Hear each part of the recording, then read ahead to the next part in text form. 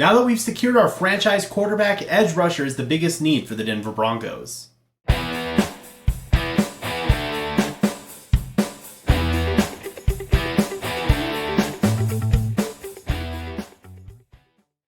Hello everyone, welcome to the Sparkin Over Broncos Podcast, the show where we spark conversation about our Denver Broncos.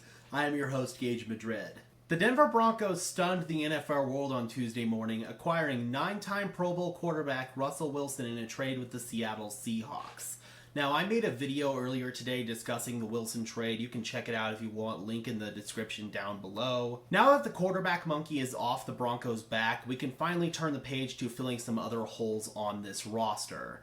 I feel that the Denver Broncos are now only a few pieces away after trading for Russell Wilson, and if you look at the Denver Broncos roster, the most glaring need sticks out like a sore thumb, and that is edge rusher. Following the midseason trade of Von Miller to the Los Angeles Rams, the Denver Broncos have really struggled with pass rush production. Now, General Manager George Paton is going to have to be aggressive in improving the edge rush position as we enter the 2022 offseason. The question becomes, will Paton look towards free agency, the draft, or the trade market to fill our need at edge rusher? On today's episode, we will take a look at potential veteran edge rush options to bolster our room as we enter the Broncos free agency period on March 16th. We will preview some options on the open market, including a familiar face here in Broncos country, as well as some potential trade targets at edge rusher for our Denver Broncos. But before we get into that, a couple of housekeeping matters to attend to. We are trying to grow this community and including as many people in the conversation as possible, so I do ask you to help me out with a couple of favors. A like on this video would be greatly appreciated. It would go really a long way and it would help us out a ton here. Also, please feel free to leave a comment in the comment section below if you enjoyed the video or have anything to add for the conversation. I would really love to hear from you. Speaking of interaction, be sure to follow me on Twitter at Gage Madrid NFL for more coverage of our Denver Broncos as well as the NFL in general. And with that out of the way, let's get into the rest of the video. So here we have 7 edge rushers who are scheduled to be free agents that the Denver Broncos could potentially show interest in. Now you'll see in the left-hand column I have the player name and their previous team. In the middle column I have their age entering the 2022 season. And in the right-hand column I have their projected earnings for the 2022 season according to Pro Football Focus. Now the first player on this list is a man who needs no introduction here in Broncos country. He is only the greatest defender in the history of our franchise, Super Bowl 50 MVP, the NFL's active leader in sacks with 114.5, future first ballot Hall of Famer, that's right folks, Von Miller himself. Now that we have secured our franchise quarterback, the door for Von to return to the Broncos has swung more wide open than it already was. Von, of course, was traded to the Los Angeles Rams at the 2021 trade deadline in exchange for 2022 second and third round draft picks, which became the 64th and 96th pick respectively. The Rams successfully went all in to win a championship in the 2021 season, mortgaging their future in the process, having traded their first, second, and third round picks in the 2022 draft for Matthew Stafford and Von Miller, along with a mid-season signing of wide receiver Odell Beckham Jr. after he was released from the Cleveland Browns. It is a very similar model that the Broncos will look to follow after acquiring Russell Wilson. Now, Miller played in 15 regular season games for the Broncos and Rams in 2021, where he registered 50 total tackles, 17 QB hits, and 9.5 sacks. In the postseason with the Los Angeles Rams, Miller showed flashes of his 2015 postseason, registering 14 total tackles, combined with 6 quarterback hits and 4 sacks en route to his second Super Bowl championship. Now that Von has won his second ring, he is scheduled to hit free agency for the first time in his career on March 16th. On March 7th, the day before the Wilson trade was announced, Miller made multiple posts on social media indicating his continued loyalty to the Denver Broncos and possibly hinting at his desire at a reunion. Top 2 photos Von posted on his Instagram story with the captions, "I wonder if they will give me my old locker back," and 58 or 40 in the orange and blue. He then posted on Twitter, "I kinda want that old thing back, 5280, in reference to the Mile High City, of course." Von then went on to post this video on his Instagram story. Man, y'all stop that, man. I wouldn't tease y'all like that, man. I wouldn't tease y'all like that, man. It's real, man. first time ever being a free agent, man. And I'm just sitting back on the beach, man, waiting on it, man. Broncos country, what's up? I think it's very clear that Vaughn is sending a message to the Broncos front office that he would love to come back to Denver. And this may be something beyond football for Vaughn as well. Vaughn's son is still in Denver, and Vaughn has said that it's been tough for him being away from his son while in LA. I definitely feel that that would be a major factor should Vaughn decide to come back. Of course, it takes two to tango. The Broncos do have money to spend, sitting at around $24 million in cap space after the Russell Wilson trade. According to Pro Football Focus, Vaughn is scheduled to make $17 million next season on the open market. That being said, I'm not sure if money is the main motivation for Vaughn. He and his family are already set for life between his previous NFL money and his endorsement deals. Of course, Vaughn is going to want to be fairly compensated for his services, but I do see a scenario where Vaughn would take a bit of a hometown discount to return to Denver to compete for another ring, as well as be closer to his son. I could see Vaughn being perfectly content taking an $11 to $12 million deal to sign with the Broncos. At this point in his career, I feel like it's more about comfort for Vaughn and being where he wants to be than it is about money. Now, edge rusher is the biggest need for the Broncos. They do have money to spend, and Vaughn is the best available edge rusher on the market. Vaughn does want to come home, and he does have some level of familiarity with new Broncos defensive coordinator Ejiro Evero, who was the Rams' secondary coach and passing game coordinator last season. The reunion makes sense for both parties. While Vaughn is prepared to test the open market and potentially return to the Denver Broncos, the Los Angeles Rams are also prepared to make an offer to keep Vaughn in Los Angeles. And Vaughn has expressed that he is open to returning to LA. The Rams are going to have some salary cap freed up this offseason as the remaining dead money from the Jared Goff and Todd Gurley contracts will be off their books, and ultimately I feel like Von Miller will be playing with one of two teams next season, and that's either the Denver Broncos or the Los Angeles Rams. The Rams appear to be making a strong effort to keep the band back together and try to go on another championship run. They're going to make a really strong push to re-sign guys like Von Miller and Odell Beckham Jr., and who knows, the Rams may make Vaughn an offer that he can't refuse. Or perhaps Vaughn just desperately wants to be closer to his son and he wants to return to Denver and win the city that he calls home another championship, and perhaps he's going to do everything in his power to return to the Mile High City. How would you feel about Von Miller returning to the Denver Broncos country? Do you feel the Broncos should look towards a familiar face to fill the void at edge rusher? Let me know your thoughts in the comment section below. The Russell Wilson trade only makes the reunion make even more sense, and if the Broncos do re-sign Von Miller, then George Paton will have acquired second and third round draft picks for the Rams in exchange for a half-year rental of Von Miller for a championship run. And if Paton pulls that off, quite frankly, he deserves Executive of the Year before the season even starts.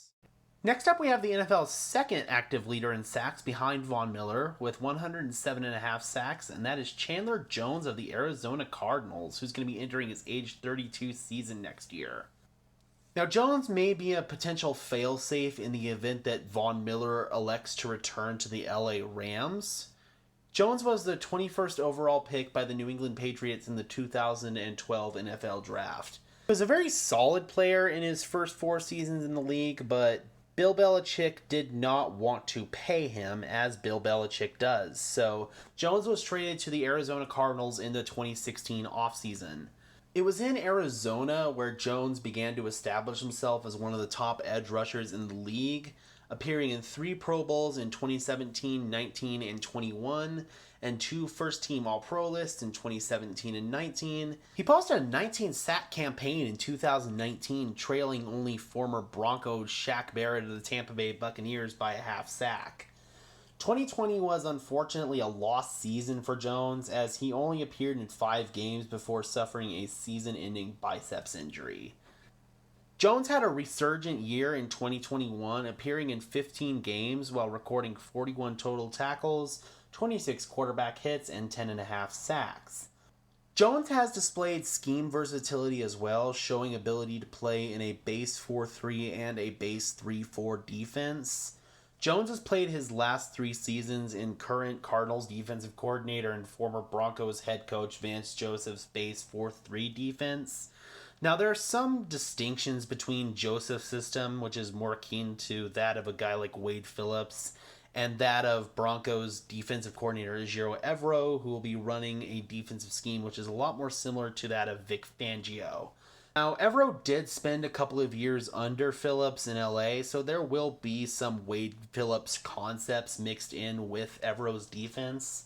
But despite the distinctions, both defenses do carry a lot of similarities, so there shouldn't be much issue with the transition for Jones. Jones is projected to sign for just $250,000 less than Von Miller at $16.75 million next season, according to Pro Football Focus. And if both players are available for the Denver Broncos, Miller is definitely the obvious choice, but if Miller chooses to remain in Los Angeles, I feel like Jones would be a fantastic plan B for the Broncos. Next up, we have Jason Pierre-Paul of the Tampa Bay Buccaneers, who's going to be entering his age 33 season in 2022. Now, JPP was a former first-round pick of the New York Giants back in 2010. He won Super Bowl 46 as a member of the New York Giants in his sophomore campaign in 2011.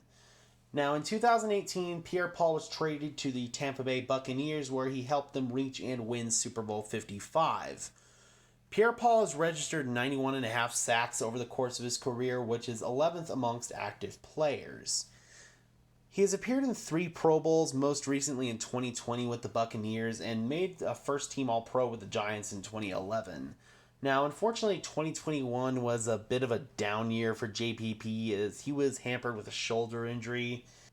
He only appeared in 12 games, recording just 31 total tackles, 5 QB hits, and only 2.5 sacks.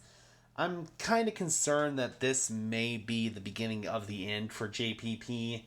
Pro Football Focus has him scheduled to sign a 1-year, $7 million deal this offseason, and I do feel that there may be a team willing to throw him that kind of money, but if I were Broncos GM George Paton, I just wouldn't do it. At this point, I'm just really not sure JPP can be a reliable starter in this league. I feel really much like his best days are behind him. I may be interested in signing him as like a rotational depth piece, but I honestly doubt he signs that long on the open market. Some team that's really, really, really desperate for an edge rusher will probably scoop him up. Maybe he re-signs with the Buccaneers. I don't know. I definitely feel like someone's going to be willing to maybe give him that $7 million, but I hope it's not the Broncos.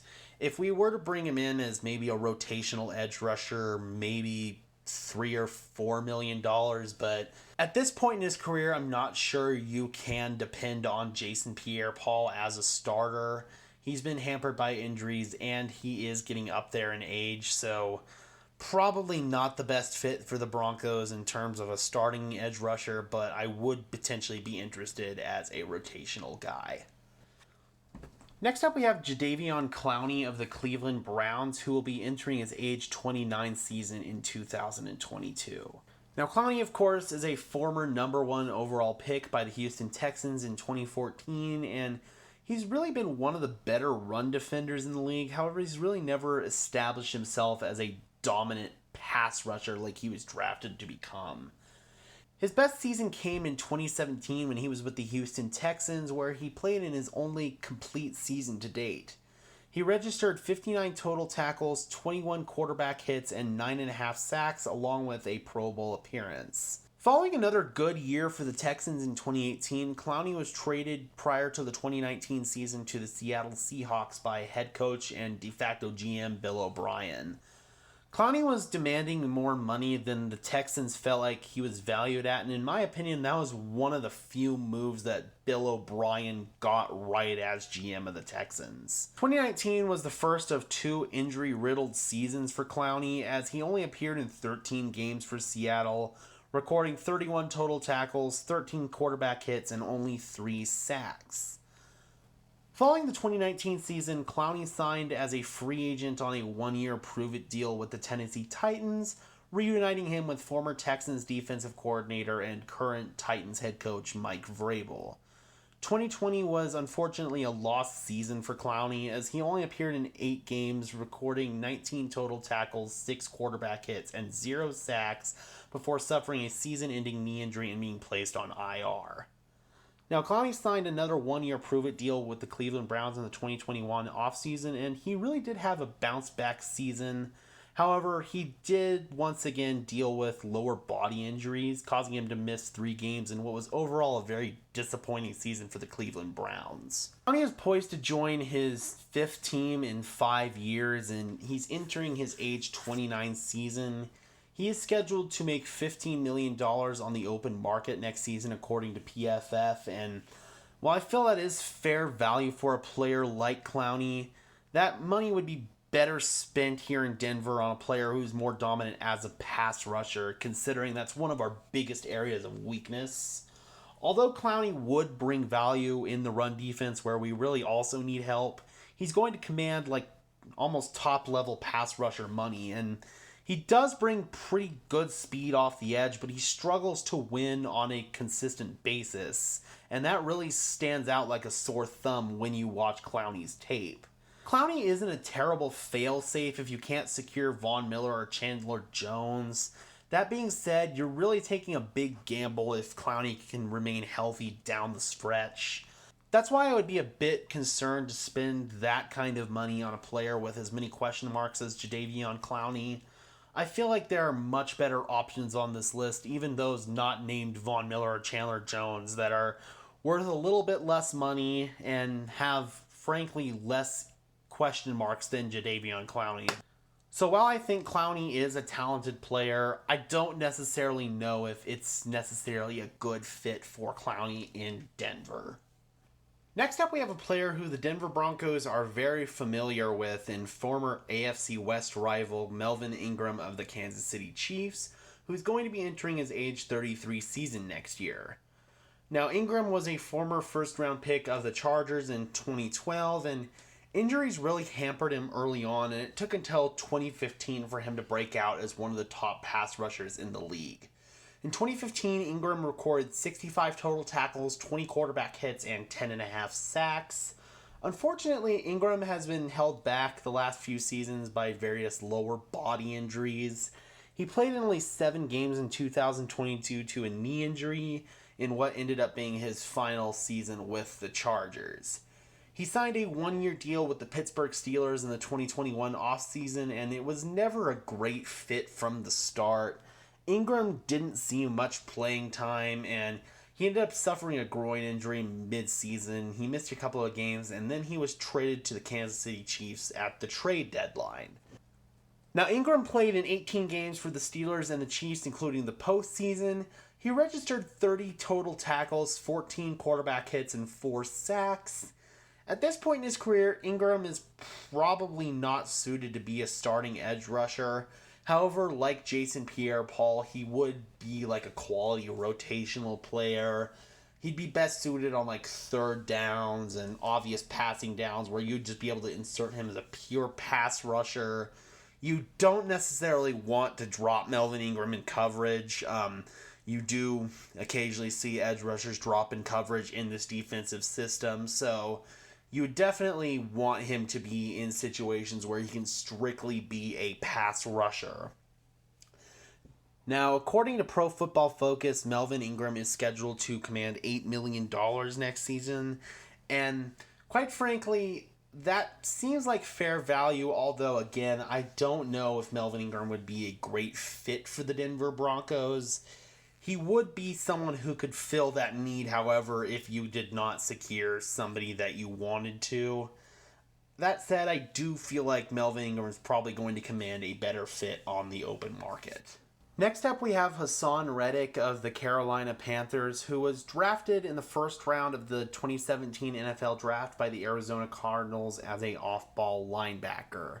Now, Reddick struggled to really find his niche in the NFL in his first few seasons, but in 2020, he transitioned back to his natural position of pass rusher, where he thrived in college, and in turn, he thrived at edge rusher in the NFL.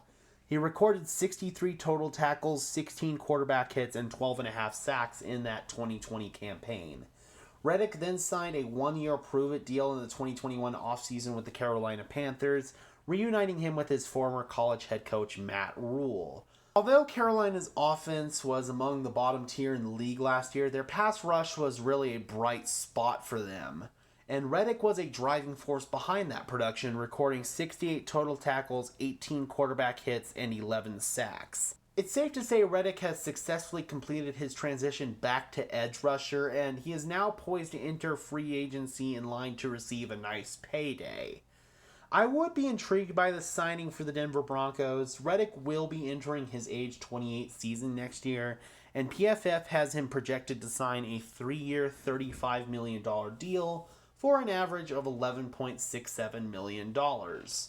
I honestly feel that number may be a tad low. If Denver or any other team can sign Reddick for that low, I honestly feel like they'd be getting a steal. He was a player who was simply playing out of position for his first 3 years of his career in Arizona, and now that he's back at his natural position, he has a chance to establish himself as a top-tier edge rusher in the league. Reddick's also proven to be a durable player in this league, only missing one game in his career, which came in 2021 due to being placed on the sickness list. I'm not going to say the actual word because I don't want YouTube to red flag this video, but anyway, I feel like Reddick would be a very intriguing signing. He's a player who is growing more and more comfortable in his position as time goes on, and I feel he could be a potentially sneaky good pickup if you could get him, especially for as low of a number as Pro Football Focus has him projected to sign at. I think it's a very interesting thought to entertain if you are George Paton, and quite frankly, if you do take a gamble on Hassan Reddick and it works out, you might have gotten one of the best edge rushers in the league on a pretty cheap deal. So yeah, definitely would be interested in Reddick if I am the Denver Broncos. Next up, we have Randy Gregory of the Dallas Cowboys, who I feel is a very interesting player. The talent has never been in question for Randy Gregory. He was drafted in the second round of the 2015 NFL Draft by the Dallas Cowboys out of Nebraska, and he really hasn't gotten much playing time due to multiple lengthy suspensions for multiple violations of league substance abuse policy.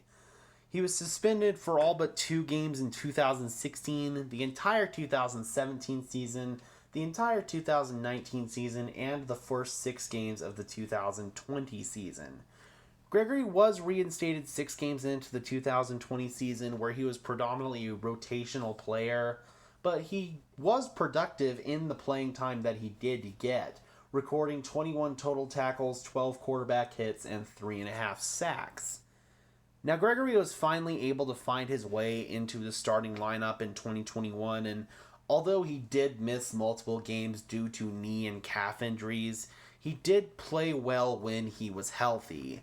He appeared in 13 games for the Cowboys in 2021, including the playoffs, recording 23 total tackles, 19 quarterback hits, and 6 sacks. While Gregory has struggled in run defense over the course of his career, he brings great value as a pass rusher, where he can use his speed combined with his various moves to win at the line of scrimmage. Gregory is poised to enter free agency in his age 29 season, with PFF projecting him to earn $16.25 million next season on the open market.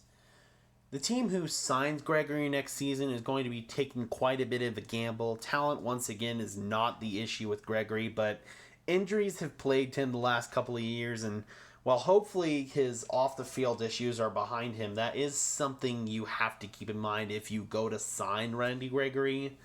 This is why I'm not so sure he's going to command quite as much money as PFF is projecting.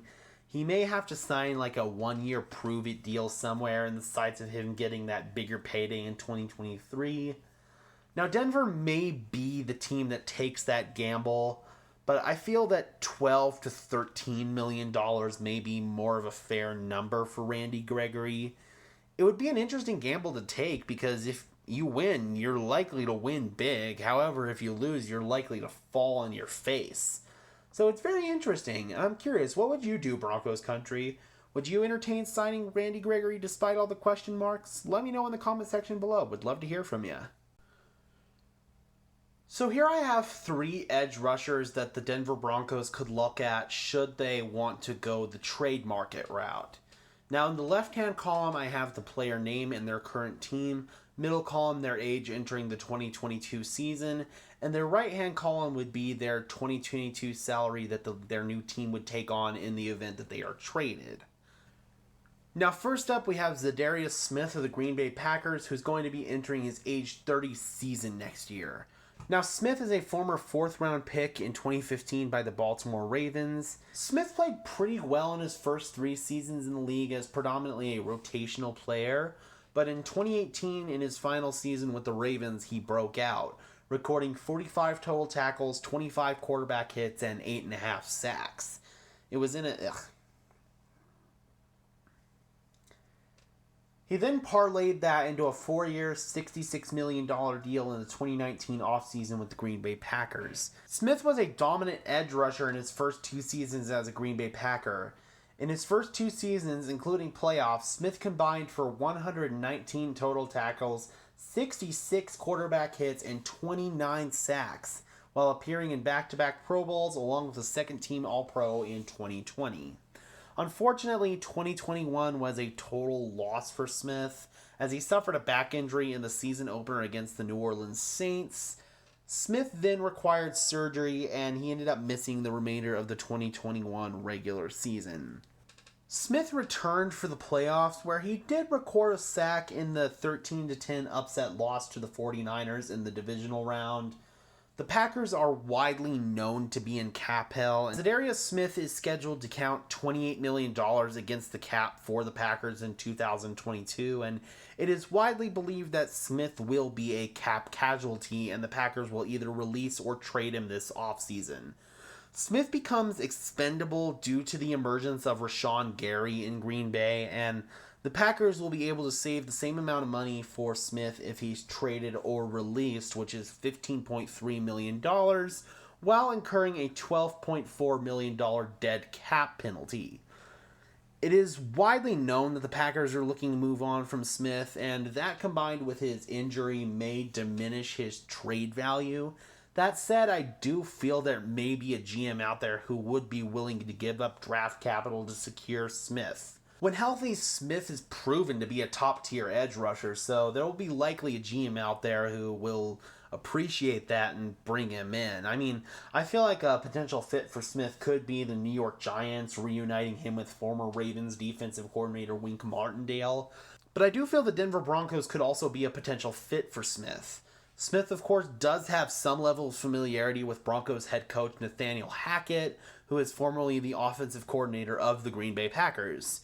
The Broncos have salary cap space, so I feel $15.3 million is a fair number for essentially a 1-year prove you can still do it deal for Smith. Denver really does make a ton of sense, so Zadarius Smith may be seriously a name to watch for the Denver Broncos this offseason. Next up, we have the other half of the Smith brothers tandem in Preston Smith of the Green Bay Packers. Now, Preston was a former second-round pick by the Washington football team in 2015, and Smith's best season in Washington came in 2017, where he recorded 42 total tackles, 21 quarterback hits, and 8 sacks. After the expiration of his rookie deal in Washington, Smith signed a 4-year, $52 million deal with the Green Bay Packers. Now, Smith posted a career season in 2019 where, along with fellow free agent signee Zadarius Smith, performed one of the best edge rush tandems in the league.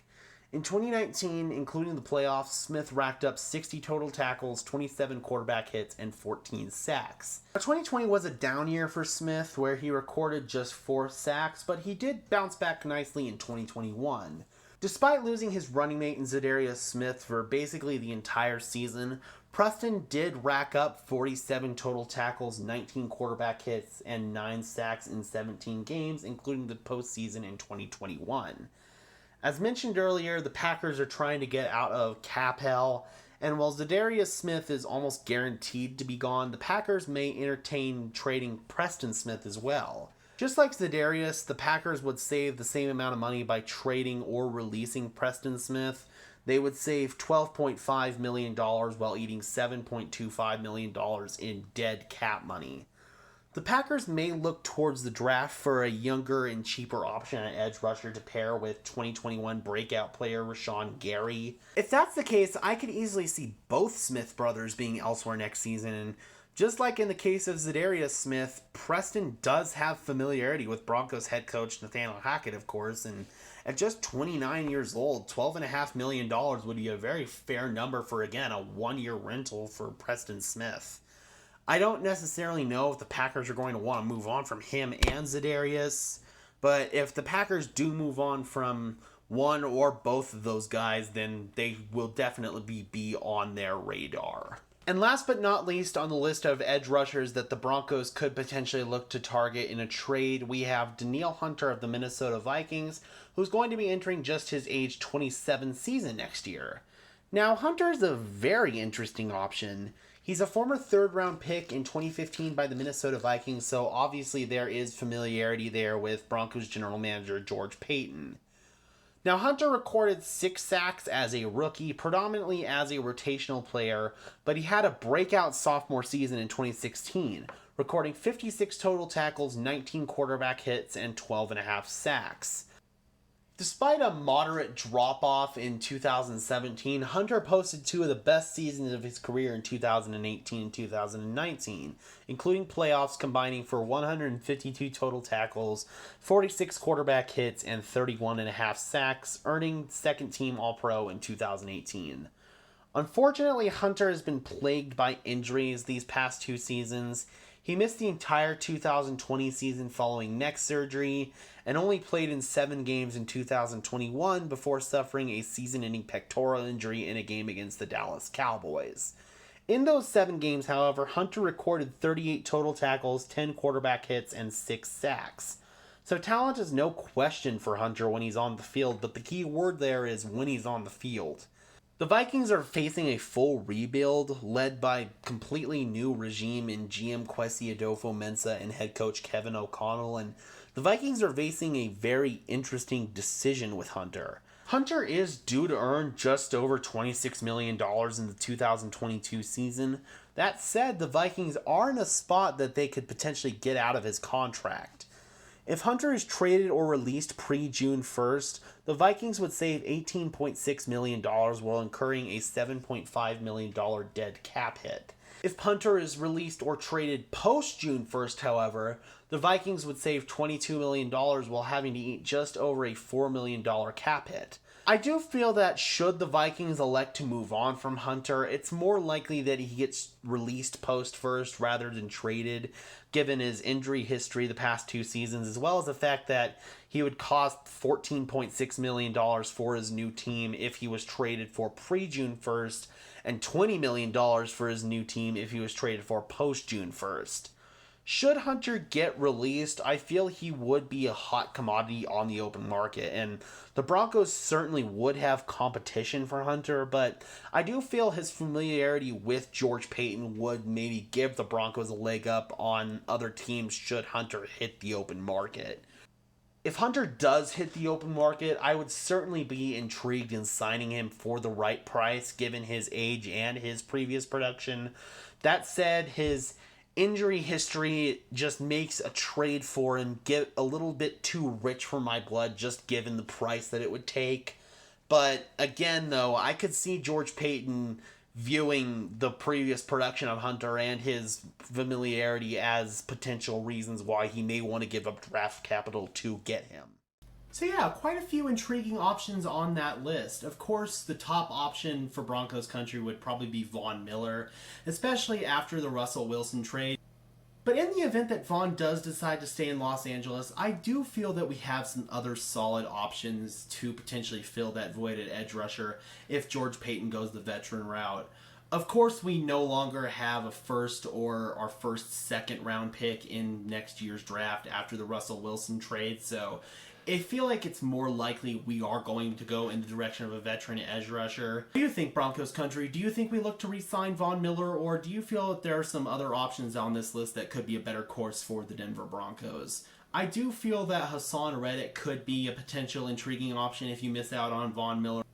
But at the end of the day, man, I feel like the top priority for the Broncos needs to be to get Von Miller back in this building. If we get Von back in this building, we will be well on our way to where we need to be. After securing Russell Wilson, the Broncos' trajectory is only going up, and our entire destiny changed in a matter of 20 minutes. So just an awesome day here in Broncos country. And let me know what you think, Broncos country. I'd love to hear from you. And once again, be sure to give me a follow on Twitter at Gage Madrid NFL for more NFL coverage and Denver Broncos coverage. If you enjoyed the video, please leave a like on it. I'd really appreciate it. Go ahead and leave a comment in the comment section below. I would really love to interact with you. I would really love to talk about our new franchise quarterback and what other potential moves you feel like this team needs to make to get us where we need to go to win a championship. So for now, this has been another episode of the Sparkin Over Broncos podcast, the show where we spark conversation about our Denver Broncos.